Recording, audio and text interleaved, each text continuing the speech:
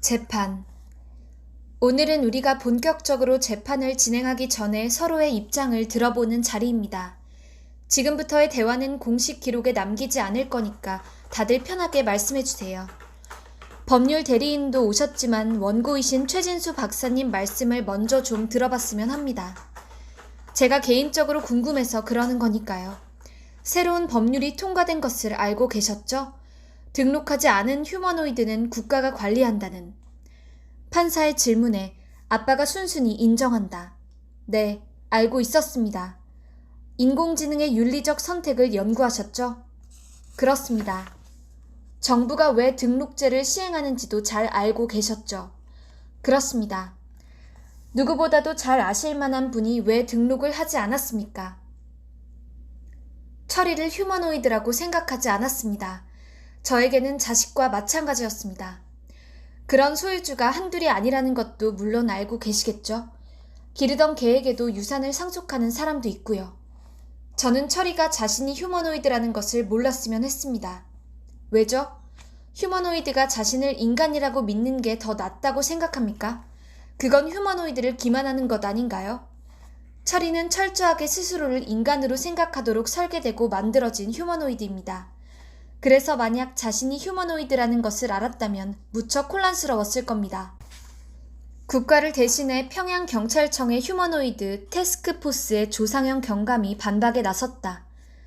존경하는 재판장님께서도 알고 계시듯이 휴머노이드는 인간을 닮은 기계일 뿐 진짜 인간이 아닙니다. 그들은 인공지능이 탑재된 인형에 불과합니다. 과학은 모든 것을 할 수 있지만 인간의 법과 윤리를 넘어서서 무엇이나 할 수 있다는 의미는 아닙니다. 만약 저들이 저런 식으로 휴머노이드를 양산한다면 그 어떤 인간도 이제 아이를 낳지 않을 겁니다. 마치 쇼핑을 하듯 휴머노이드를 골라 입양했다가 시들해지면 갖다 버릴 겁니다. 그러면 그 휴머노이드는 불황자가 되어 사회를 불안하게 만들 것이 분명합니다.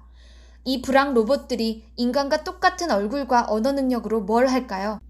순진한 시민을 상대로 폭력, 사기, 강간, 절도 등 각종 범죄를 저지를 가능성이 농후합니다. 지금 경감님은 철이가 저지르지도 않은 죄를 마치 저지른 것처럼 묘사하고 있습니다. 철이는 인간보다 훨씬 더 윤리적으로 설계되었습니다. 인간이야말로 언제나 타인에게 잔혹한 늑대였습니다. 지금 나라 곳곳에서 벌어지는 내전을 보세요. 휴머노이드들이 야기한 게 아닙니다. 모두 우리 인간들이 시작한 거죠. 판사는 아빠를 제지하고 경감에게 묻는다. 조상현 경감님, 휴머노이드 강력 범죄가 늘어나고 있기는 합니까? 재판장님도 잘 아시겠지만 지난해 인천에서 끔찍한 휴머노이드 살인사건이 있지 않았습니까? 그 밖에도 여러 지역에서 휴머노이드가 저지르는 각종 범죄가 빠르게 늘어나고 있습니다. 지금까지 잠자코 있던 아빠의 변호인이 이 일을 제기한다. 인천 사건은 아직 확정 판결이 나지 않았습니다. 그리고 인간이 인간에게 저지른 끔찍한 범죄가 얼마나 많은데 고작 그 사건 하나로 휴머노이드 전체를 죄악시하나요? 그런 식이라면 우리는 휴머노이드가 아니라 인간을 단속해야 합니다. 조상현 경감이 반론을 제기한다. 철이 같은 하이퍼 리얼 휴머노이드는 겉모습만으로는 정말 식별하기가 어렵습니다. 그래서 정부가 휴머노이드 등록제를 실시한 것 아니겠습니까? 법에 따라 휴머노이드는 정부가 정한 제복을 입거나 왼쪽 가슴에 알짜 표지를 달아야 합니다.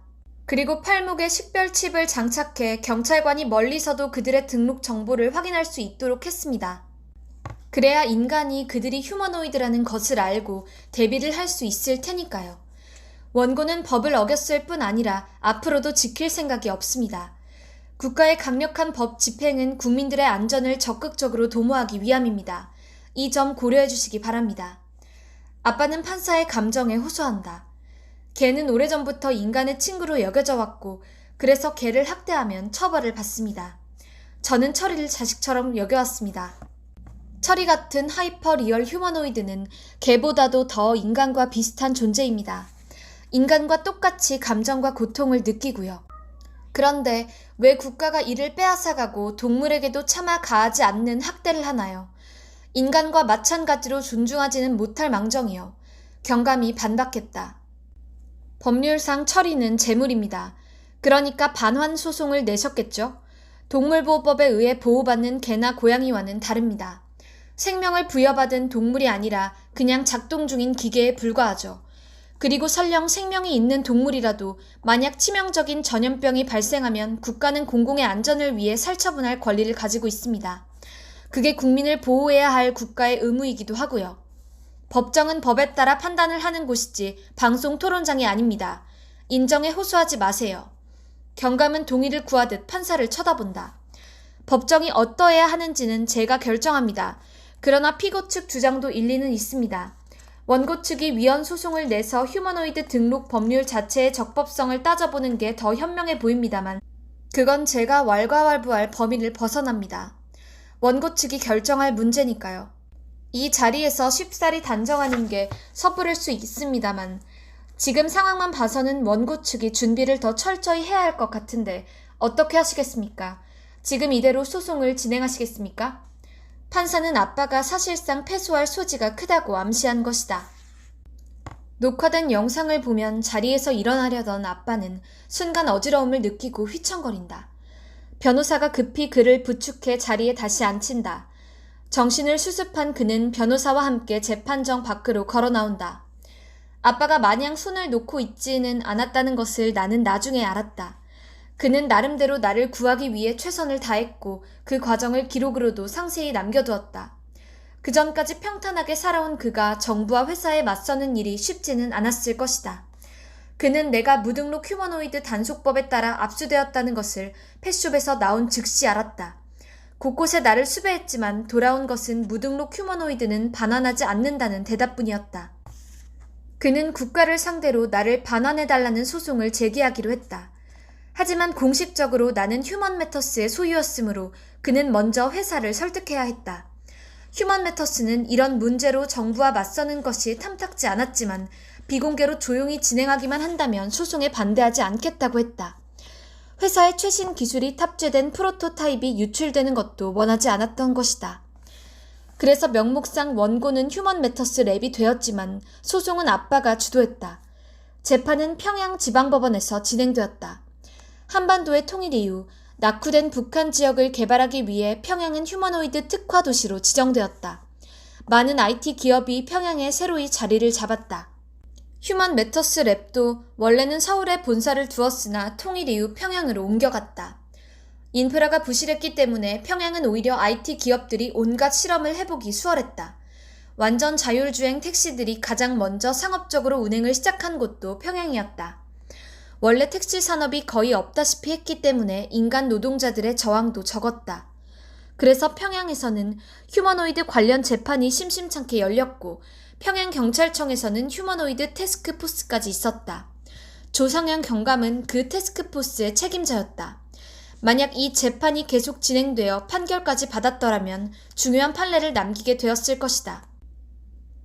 휴머노이드가 인간과 같은 권리는 갖지 못한다 해도 최소한 반려동물 정도의 권리는 가져야 하지 않느냐는 여론도 꽤 강했기 때문에 이 재판의 귀추를 주목한 이들이 적지 않았다. 법원 바깥으로 나와 모바일 캡슐을 부르려는 변호사를 제지한 아빠는 벤치에 앉는다. 변호사는 아빠의 표정을 살핀다. 괜찮으세요? 네, 조금만 쉬면 될 것 같습니다. 법원엔 처음이시죠? 네, 처음입니다. 소송이라는 게 좀 힘드네요. 변호사는 조금 편한 자세로 긴장을 푼다. 그리고 입을 연다. 저희 집에도 휴머노이드가 하나 있어요. 아주 구형이긴 하지만요. 우리 아이가 어렸을 때 하도 사달라고 해서 하나 사주었어요. 아, 그것도 아마 휴먼 매터스 제품일 거예요. 그러셨군요. 그런데 시간이 지나자 이런저런 고장이 생기기 시작했어요. 휴먼 매터스에 연락을 했더니 출시 후 5년이 지난 제품은 애프터 서비스를 받을 수 없다는 거예요. 보통 그렇죠. 모든 부품의 재고를 무한정 보유할 수는 없거든요. 기술 발전의 속도도 워낙 빠르고요. 팔이 떨어지고 눈알이 빠진 휴머노이드를 제가 배터리를 제거한 후에 버리려고 하자 아이의 충격이 너무 컸어요. 울며 불며 그 휴머노이드를 부둥켜 안고 놓지 않으려 하더라고요. 자기 나간 사이에 제가 갖다 버릴까봐 방에서 나오지도 않았고요. 제가 휴먼 매터스에 다시 한번 연락을 했어요. 하지만 냉정한 원칙적 답변뿐이었어요. 추가금을 내고 새 제품으로 교환하는 수밖에 없다고 하더라고요. 아빠는 회사를 대신해 변호사에게 사과한다. 그런 일이 있었군요. 죄송합니다. 그래서 그 제품은 어떻게 하셨어요?